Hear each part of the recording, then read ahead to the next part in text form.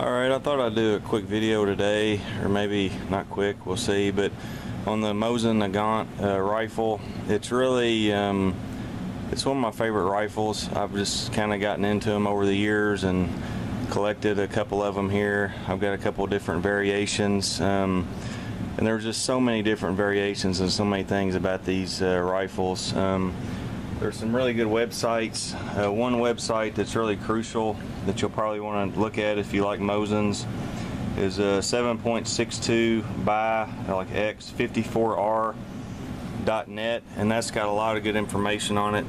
You know, it's got like it'll show you all the different head stamps, barrel shank stamps, or whatever they are over the years, and different things. And there's just a lot of good resources.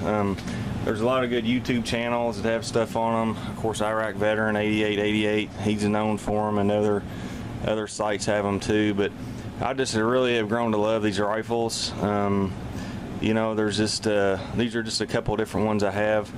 This first one here is probably one of the older ones that I have, and I don't know how well that'll show up, but that's a 1925. That's the older marking. Iveshk, I think is how it's actually pronounced. Most people call it a Izzy, but that's one of the older ones I've got. This one here, this one's kind of neat because it's got like kind of a brass, you know, colored bands on it. But that's a, sorry, that's a Tula, 38 Tula there. And this is another variation here. This is the M44, the carbine.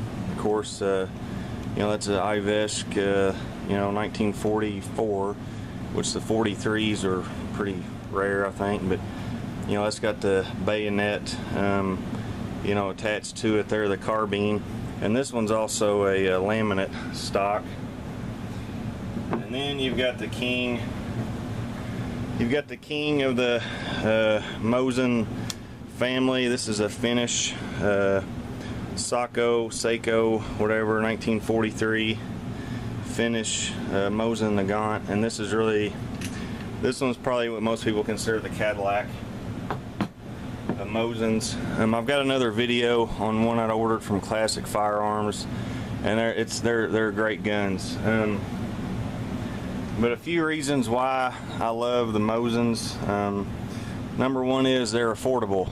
They're not as affordable as they used to be. You know, they're not $89, $99, you know, $100 anymore. They're closer to $200, or in the case of the M39s, they're, you know, $400.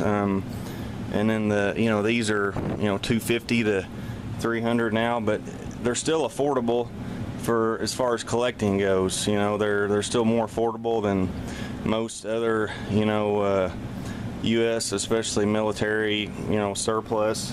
So they're affordable. You know, they're fun and they're cheap to shoot. They are a lot of fun to shoot. They're pretty accurate. If you get one that's got a good barrel on it, they'll shoot pretty good, even with the surplus ammo. And you know, this stuff, it's still not that hard to find. It dried up for a little bit, but you can still, you know, find them pretty reasonable. You know, the 440 round crates for, you know, around $120, $140, you know, depending on where you get them or whatever. So it's still pretty affordable to shoot and cheap to shoot. They're historical. They're very historical rifles. There's so many different variations. They've had a long history of long service record, you know, and the cartridge they still use. And then you know, collectible. They're fun to collect, and just like anything that you collect, it's only going to go up in price the longer you have it. So, you know, the Mosin that, you know, was $100, you know, 5 years ago, it's $200 now. And I don't know how much more they'll go up. They may not go up any, or, you know, they may go up more. There was a lot of them made, but you know, there's a lot of variations, and they're really fun to, you know, collect and shoot. And that's just a couple of the reasons I like them. So hopefully, I don't know, I just wanted to make this video for a while because I really like the Mosins.